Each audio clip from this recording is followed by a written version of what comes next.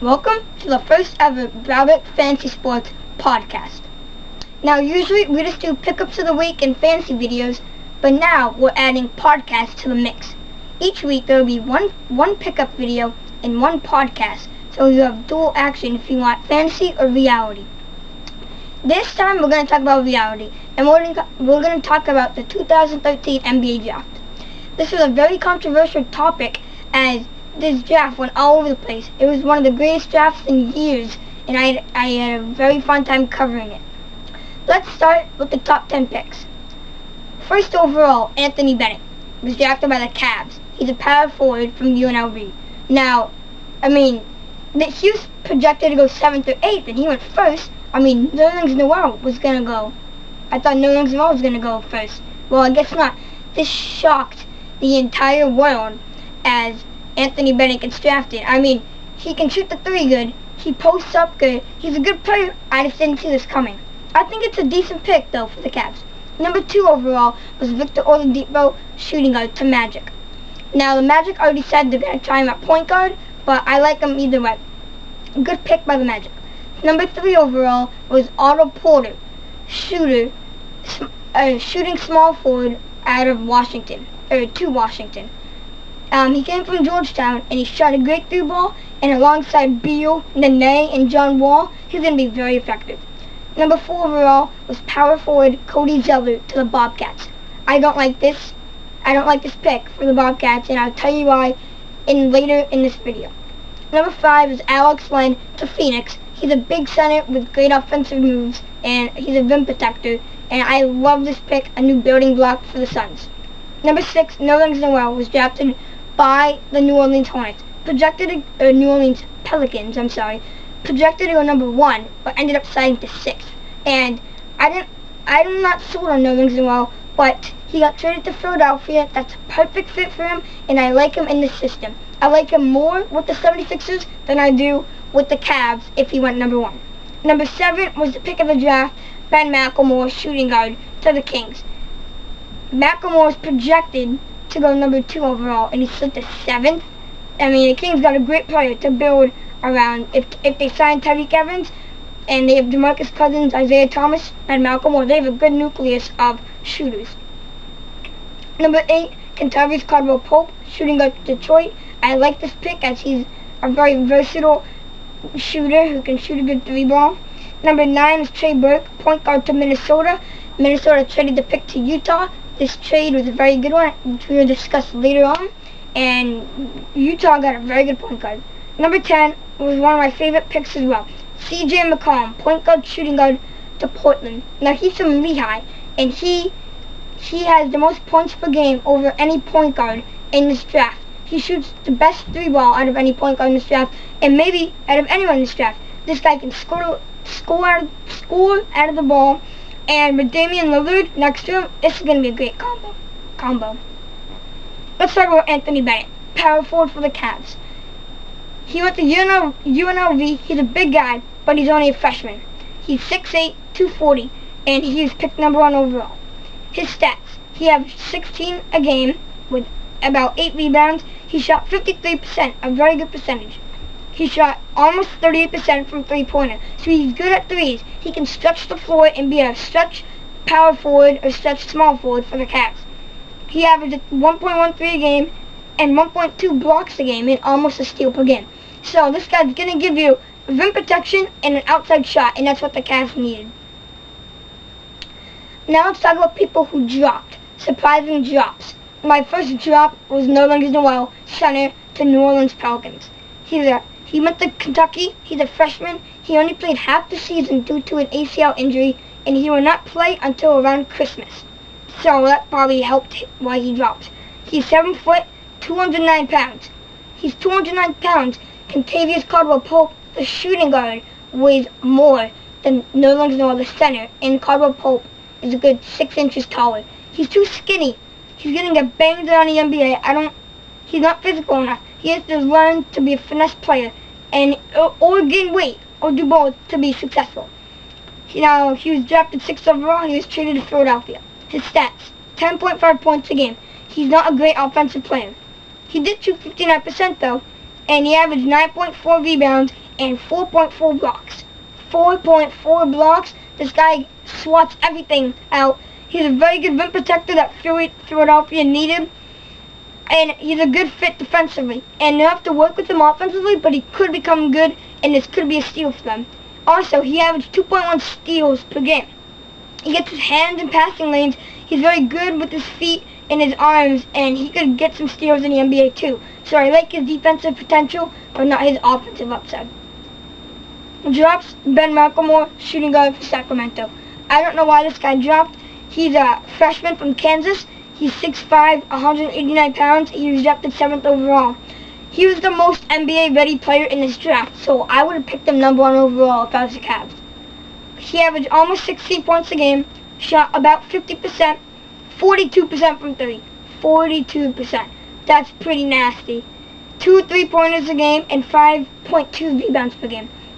He's great off of screens, but that's mostly where his offense comes from. Anything else, he's not the greatest. But off of screens, he's deadly. And off the dribble, deadly as well. If you want a guy that's going to shoot a 3-ball, which the Kings needed, he's a really good pick. And I don't know why he's up to 7. It boggles my mind. But I love this guy, and he should have a great fantasy and reality year in Sacramento. Here's a guy that no one really talks about, but he dropped a lot. Mason Plumlee, Duke senior center, who's now on the Brooklyn Nets. He's 7 foot, 238, so he's like 30 pounds more than Nerlens Noel, and that's what he has an NBA-ready center body. He's picked 22nd overall, and he had a very good season at Duke. He averaged 17 points, 10 rebounds, 1.4 blocks, and 1 steals. He's like Noel. He's a rim protector who can get his hands in passing lanes for steals and blocks. Obviously, he doesn't have the rim protection Noel does, but still very good. I mean, he rebounds very well, 10 a game. And his offensive game, I don't think, will be good in the NBA. First of all, he's not athletic very much. He's good in the post, but not good enough to make an NBA career. And his mid-range jumper is less than none. He barely has a mid-range jumper. So he's going to have to rely on alley-oops, dunks, and the occasional post-up. So I don't see him being a good offensive player, but on the defensive end, I see him blocking a lot of shots and being a good rim protector for the Nets.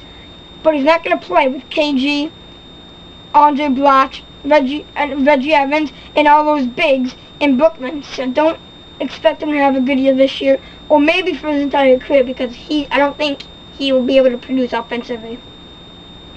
Here's my number 1 overrated player who got drafted. Charlotte power forward, Cody Zeller. Cody Zeller is a sophomore from Indiana. He got picked number 4 overall. He's 7 foot and weighs 230 pounds. A pretty big guy. Now his stats are pretty good. 16.5 points, 8.1 rebounds, 56% shooting, 1.3 blocks, and 1 steal. Now, Cody Zeller, although he's tall, he's not physical. He struggles physically versus other bigs. He cannot pound the ball inside against guys bigger than him. He played against Nerlens Noel, and he scored 4 points. He's very good in the post. Good moves, quick feet, a good handle, but he's just not good and big enough or strong enough to be a good post presence in the NBA. His mid-range jumper is decent, but not enough to make a career out of it. He's not a great rebounder. He's a good rebounder, enough to get him minutes on the floor. But he's not that good of a rim protector. In fact, 1.2 blocks, he's not going to protect the rim at all. I don't see him getting a lot of blocks or offensive rebounds due to his physicality. He has a great heart, and he hustles more than anyone.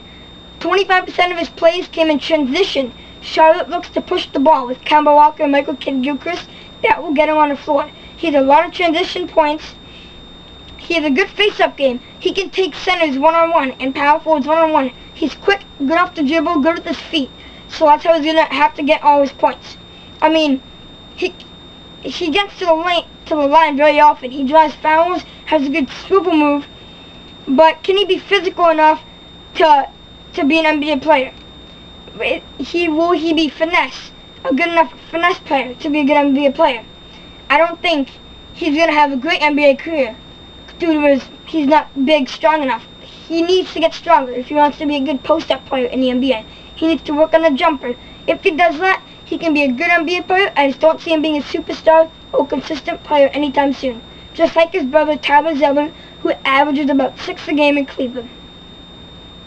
Here's one of my favorite picks of the draft. My number one underrated pick, Reggie Bullock, point guard, shooting guard of the Clippers. He's a North Carolina junior and has more experience than most people in this draft. He's 6'7", weighs 200 pounds. Again, that's only 9 less than Nerlens Noel, and he's a center. And Bullock is a shooting guard. He was picked number 25 overall, and the Clippers got a steal. He averaged 13.9 points a game, 48% field goal percentage, 43% three-point percentage. He hits the rebounds really well. He averages 6.5 rebounds and about 3 assists, so he can run your offense when he needs to. North Carolina point guard got injured about halfway through the year, so Reggie Bullock, a natural-born shooting guard, had to play point guard. He can run the offense, but I would rather have him as a shooting guard. That's where he's going to stride in the NBA. Now, the Clippers just sent Caron Butler and Eric Bledsoe, a guard and a forward, to the Suns for Jared Dudley and J.J. Redick. Part of the reason they sent a point guard is because they have Reggie Bullock, who can handle the point guard job if they need to when Chris Paul is not in the game. Reggie Bullock is going to shoot the 3-ball well. He's going to work good with Chris Paul, and I like him coming off the bench because Clippers use the bench players better than anyone in the league. So I really like what he can bring to the Clippers. Here's my sleeper pick of the draft. Pierre Jackson, point guard of the 76ers. He's a Baylor senior and has the most experience of any player in this draft. He's 5'11", very small, his body type's like Nate Robinson, 176 pounds, and he's picked number 42 overall. His height is probably the main reason why he dropped, but there's been many small players to be successful in the NBA. Rondo is 6'2", 6'1". He doesn't need height. He can do many other things that he doesn't need to be tall for. He averaged almost 20 points a game, 7 assists. He shot 36% from three-point land. He made 2.5 threes a game. 2.5. 3.8 rebounds and 1.5 steals a game. He's very electric and fast. He gets his hands in passing lanes, gets many steals. His rebounds good for a guard, almost 4 a game. He shoots a very good 3-ball, and for Philadelphia 76ers, they need a 3-ball now that Jrue Holiday's gone. He needs to orchestrate the offense, and his 7 assists will help him. Now, the 76ers drafted point guard Michael Carter-Williams and point guard Pierre Jackson. My opinion, I think Pierre Jackson's going to start. I think that much of it. Michael Carter-Williams can't make a shot consistently. Pierre Jackson can. I like Pierre Jackson's upside. He's going to be a very good player in the NBA, and the 76ers made a great pick, 42nd overall. Here's one of my favorite scorers of this draft, Isaiah Cannon, point guard out of Murray State, drafted by the Houston Rockets, 34th overall. He's 6 foot, so again, not a lot of size, but it doesn't matter for him, 188 pounds. This guy is deadly from three-point range. He averaged 22 points a game, 4 assists, 38% for 3, and 3 3-pointers a game. He's another guy who's quick, fast, likes to go on a fast break, got 1.5 steals. Good in transition, shoots a great 3-ball. The Rockets made the second most 3-pointers ever in an NBA season last year. So now, Tony Douglas, Aaron Brooks, all the backup point guards are gone. Isaiah Cannon is the new backup point guard, and he's going to play and he's going to shoot the ball lights out. They have Jeremy Lin and other players, so he's not going to have to run an offense as often as he would with a different team. He's still going to have to run the offense, but he's going to get more shooting opportunities with James Harden running the point guard for a little bit, and maybe Dwight Howard in center. This guy is going to be a great fantasy and reality player. He's going to shoot a great 3-ball. I love this pick. Here's another pick I really like. Mike Muscala, center drafted by Dallas, 44th overall. He's a Bucknell senior. Again, a lot of experience. He's a big guy, 6'11", 230 pounds. He averaged 18.7 points a game, 50% from the field, 11 rebounds, 2.5 blocks, and 2.5 assists. And not many guys can do that in the NBA right now. he's going to play with Dirk Nowitzki, and I'm guessing he's going to start at center because Elton Brand, his contract's expiring, and I like what Muscala has. He's going to pass well with Dirk and Vince Carter and all the other players on the Dallas roster. He's going to score the ball efficiently, and he's going to rebound. 11 rebounds a game. He's very good rebounding and shooting the ball. He's a great mid-range jumper, and he protects the rim fantastic. 2.5 blocks a game. That was top 10 in the nation in college basketball last year. I love this pick to the Dallas Mavs.